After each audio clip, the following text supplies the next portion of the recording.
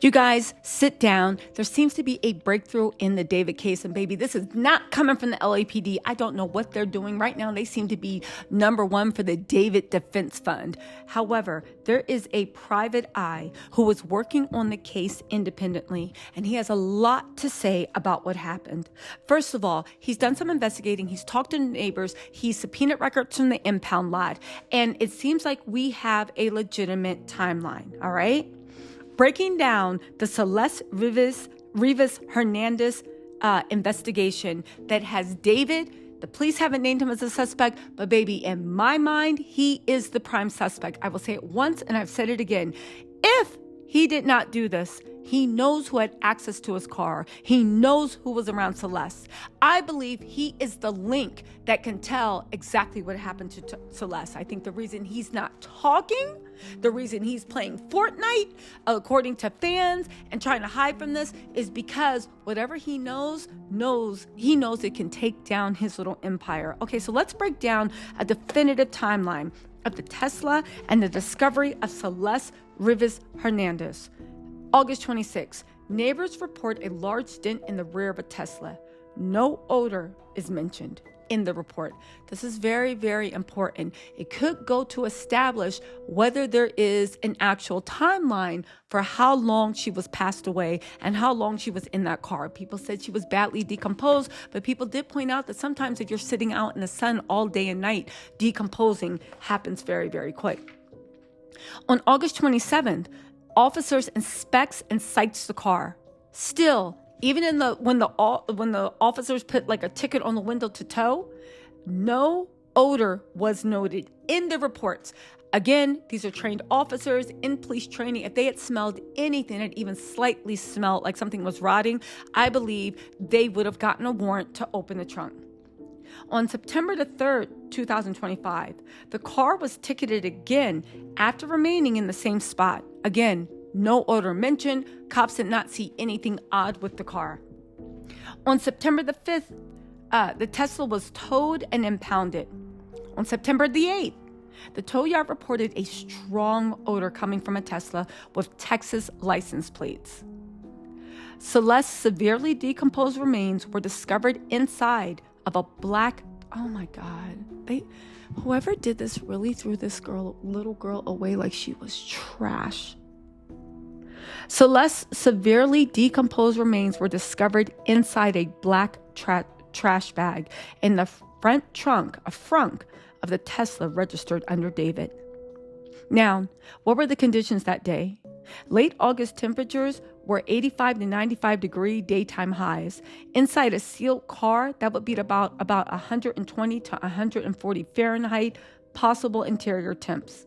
These conditions can lead to advanced decomposition in as little as 4 to 7 days.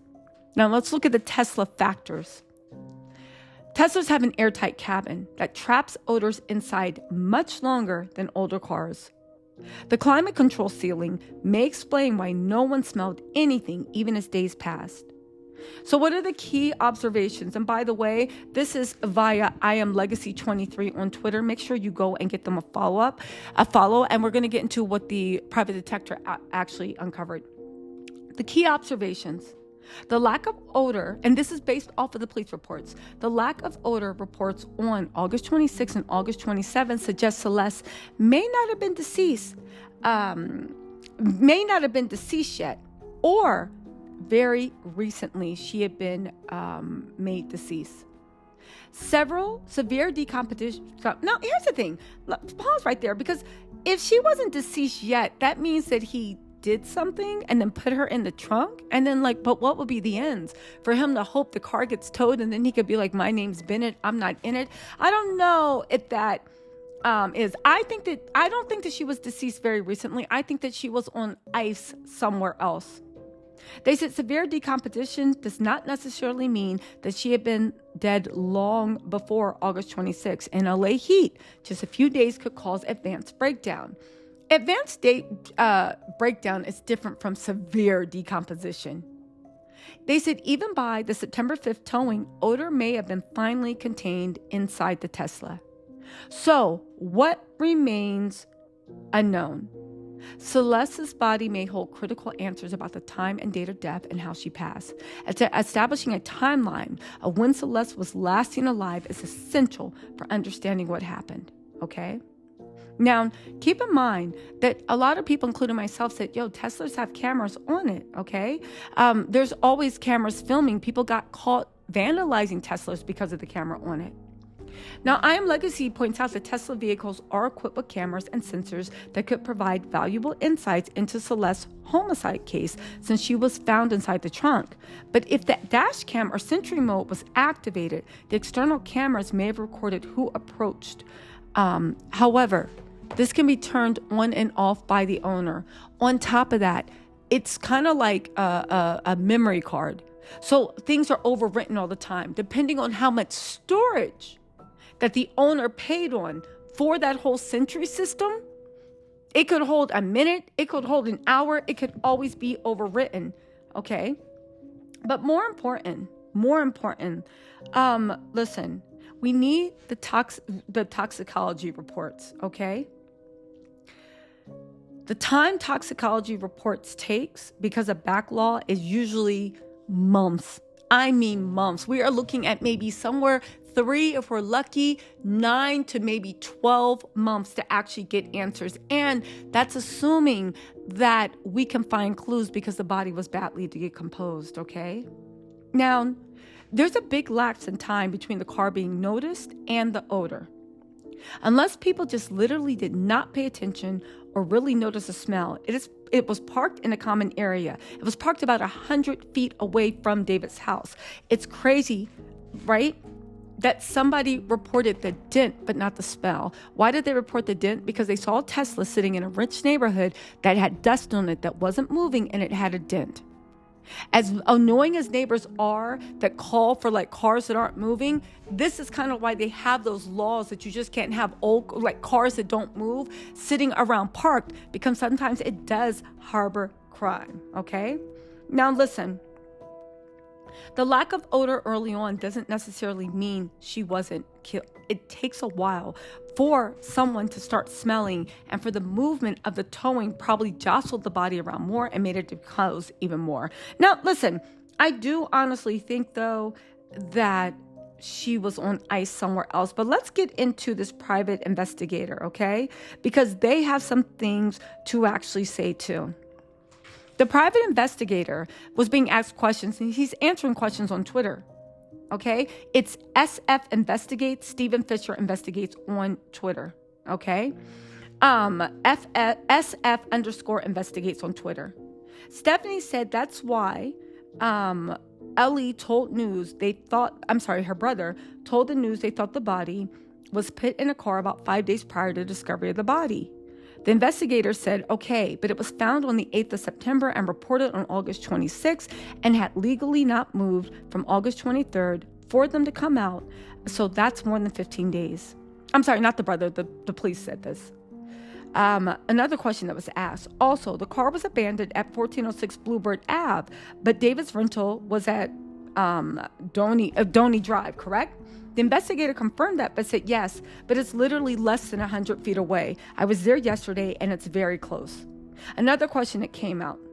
Whatever caused the damage on the rear bumper will have to be saved on video. They pointed to the save clips and Sentry Mode clips. When a safety critical event occurs, or you manually tap the dash cam icon or use a voice command, the most recent footage is copied to those folders, preventing it from being overwritten by the ongoing loop.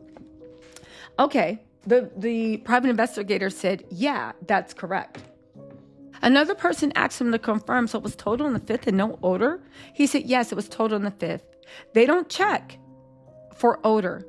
I was just noting that the complaint, in the police complaint that was called in about the car, it doesn't specifically mention an odor. Okay, these are very important clues that we actually need to pay attention to. But getting back into the private investigator, he said, I obtained photos of David's 2023 Tesla Model X when it was towed and impounded. I also received a copy of the August 26, 2025 complaint reporting it as abandoned, along with the vehicle impound report. The caller only noted that a large dent in the rear and no mention of odor. The tow report states nothing of value was seen inside. The photo suggests the car had been left in the same spot for an extended period. The initial complaint was called in on August 26th, as we all know. Again, you guys, this is just getting really, really, it's getting really, really tragic, but it's also giving like what is going on with the LAPD. I will say this, who left that dent in the back of the Tesla? Teslas, the new ones, are kind of easy to dent. And it makes me wonder, well, of course the police already checked the car when they found her, I'm sure. Listen, at the end of the day, it is what it is. It looks like we're going to have to rely on cameras.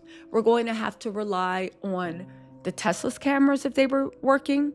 We're going to have to rely on security footage if David had that set up in the house. We're going to have to rely on the neighbor's ring cams, the neighbor's security system, and we're also going to have to rely on if there are any cameras in the Hollywood Hills area that the LAPD monitors. Again, it's shocking, but the police say they don't even know if a crime was committed, and David right now is not even a suspect. And for those saying, oh, well, maybe they're watching him so they don't have to flee. Yeah, maybe. But in cases like this, when you are at least a suspect, they tell you, do not leave the city because you are suspected of committing a crime. In any case, you guys, we'll keep you posted. I hope that helps establish a definitive timeline based off of police reports, based off of the 911 records, and based off of the impound tow lots. This is the definitive timeline of when the Tesla was first called in, when it was discovered, when, at least on official record, when people could smell stuff, and unfortunately, where they actually found Celeste. Let me know what you think in the comments. You know I'm going to keep following this till the ends of the earth. I'll talk to y'all later. Bye.